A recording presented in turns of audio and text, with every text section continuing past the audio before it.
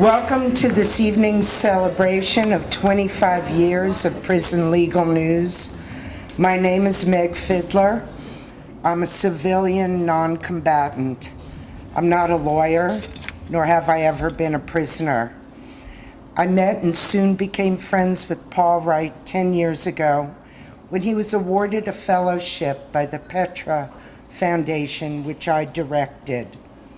The foundation honored Petra Toll-Shattuck, who grew up in Germany in the shadow of the Third Reich, came to this country to work as an au pair, and stayed on to graduate from law school with high honors while raising a family, and to devote her life as a teacher, scholar, lawyer, and activist to advancing human rights. When Petra died young and suddenly in 1983, the foundation was created to recognize and encourage unsung individuals who were making distinctive contributions to the rights and dignity of others by taking risks and persevering without the safety net of personal privilege or institutional support. Paul Wright was named a Petra Fellow for his extraordinary work from behind bars for 13 years on behalf of prisoners' human rights and civil liberties.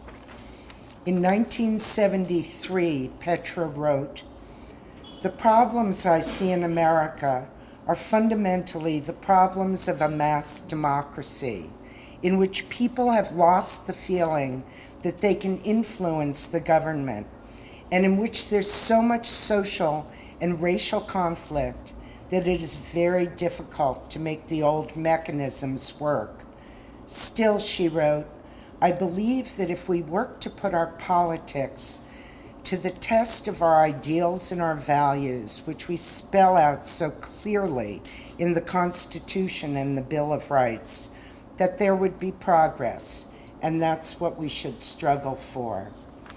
Right now, I'm honored to introduce someone who has put his politics to the test of those ideals and values. A friend of Prison Legal News, tonight's keynote speaker, John Kiriakou.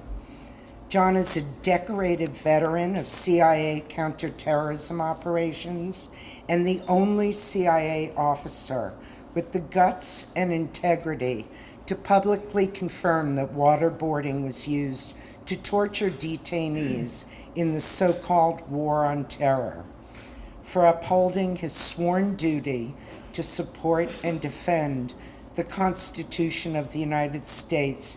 He served almost 2 years of a 30-month prison sentence.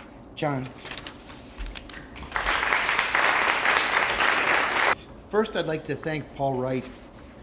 I guess I knew Paul Wright before I actually met Paul Wright. I arrived in federal prison in Loretto, Pennsylvania in February of 2013. And after a day or two in prison, I got a nice note from Paul Wright saying, "We have this publication, it's called Prison Legal News, here's a 2-year subscription." And I figured I would be in prison about 2 years. I thought, okay, well that was nice, I'll send him a thank you note. So I sent him a thank you note. And then I sat down to read Prison Legal News. And Prison Legal News literally changed the course of my incarceration. It changed the way I looked not only at my own incarceration, but at the issues of mass incarceration and what a lot of people, myself included, call the prison industrial complex. It opened my eyes to issues that I otherwise would never have been exposed to. Issues as fundamental as those of civil liberties and human rights. I joked with Paul when we spoke in Seattle a couple of weeks ago that the first thing I would do when my Prison Legal News arrived was gather about a dozen different guys in my cell, and we would read the news in brief out loud. I would read it out loud about things that stupid prison guards around the country have done and gotten themselves into trouble. And we would sit and laugh, oh, these stupid prison guards. Oh, this one raped a guy in the walk-in freezer, and So we would kind of make ourselves feel better by jumping on these prison guards. But that was just for fun. Prison legal news actually was a very serious thing for me, because it showed me what really was the most important thing, not just about the publication, but also about the Human Rights Defense Center. I said in Seattle that I speak a lot all over the country, and I know my topics well, and so I generally tend to wing it. I couldn't wing it with my Seattle address, and I didn't want to wing it with this address either. And I was thinking to myself, well, why is it that I'm so much less comfortable talking about this issue?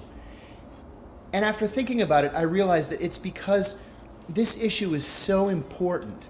And I think I hadn't really thought through why prison legal news was so important to me personally. The conclusion that I came to was that it's important because when you're in prison, you really are all alone. I mean, you may have friends and relatives on the outside, but in prison, life just stands still. And it's like Groundhog Day, where every day is exactly like every other day. It doesn't matter if it's the middle of July or if it's Christmas. Your day is going to be exactly like every other day. And you tend to forget that life on the outside is continuing to move forward. So it was prison legal news that made me realize that there is support out there for people like me.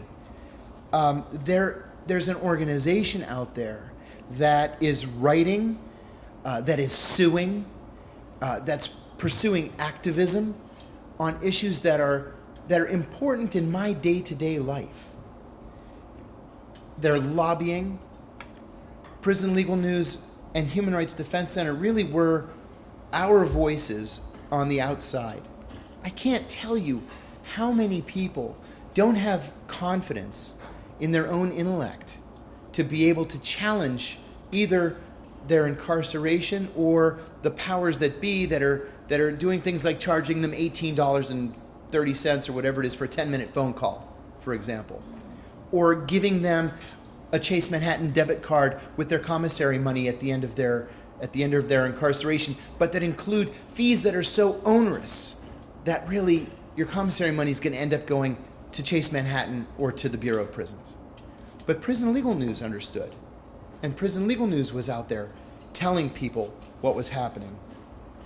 By way of background, I was incarcerated on a national security charge. I was charged actually with 3 counts of espionage, which is one of the gravest crimes that an American can be accused of.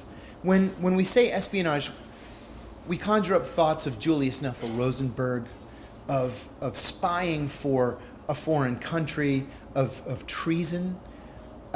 In some cases, an espionage charge carries with it the death penalty. I'm a patriot. I've always been a patriot. And I took an oath to uphold the Constitution of the United States, not to cover up the CIA's dirty little secrets. And so I decided in 2007 that I was going to respond truthfully to an ABC News reporter's questions. I didn't know what he was going to ask me. I suspected that he would ask me about torture, and I decided that if he did, I was going to tell the truth.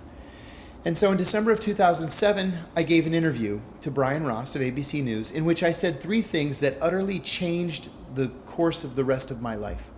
I said that the CIA was torturing its prisoners. I said that torture was official U.S. government policy, not the result of a rogue CIA officer. And I said that the president had personally